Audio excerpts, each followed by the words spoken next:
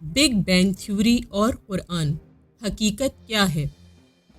کائنات کی ابتدا ایک راز جسے سمجھنے کے لیے سائنس سے صدیوں لگا دیں، لیکن قرآن نے 1400 سال پہلے ایک جملے میں سب کچھ کہہ دیا۔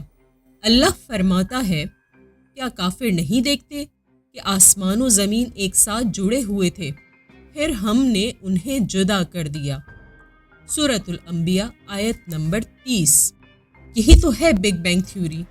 سائنس کہتی ہے کہ کائنات ایک نقطے سے پھوٹی، ایک زبردست دھماکہ ہوا اور پھر آسمان و زمین وجود میں آئے۔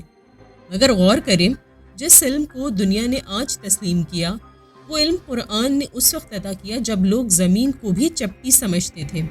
کیا یہ صرف اتفاق ہے؟ نہیں، یہ اللہ کا علم ہے، اس کا کلام ہے، اس کی قدرت کا اعلان ہے۔ سوچیں، جس رب نے پوری کائنات کو ایک لمحے میں وجود دیا، کیا وہ ہمارے مسئلے حل نہیں کر سکتا؟ کیا وہ ہمیں زندگی کا راستہ نہیں دکھا سکتا؟ کائنات کا آغاز کوئی سائنسی حادثہ نہیں، یہ اس رب کی حکمت کا آغاز ہے جس نے عدم سے سب کچھ پیدا کیا اور جس کی قدرت ہر چیز پر غالب ہے۔ سبحان اللہ! قرآن صرف کتاب نہیں، یہ رب کائنات کا زندہ معجزہ ہے۔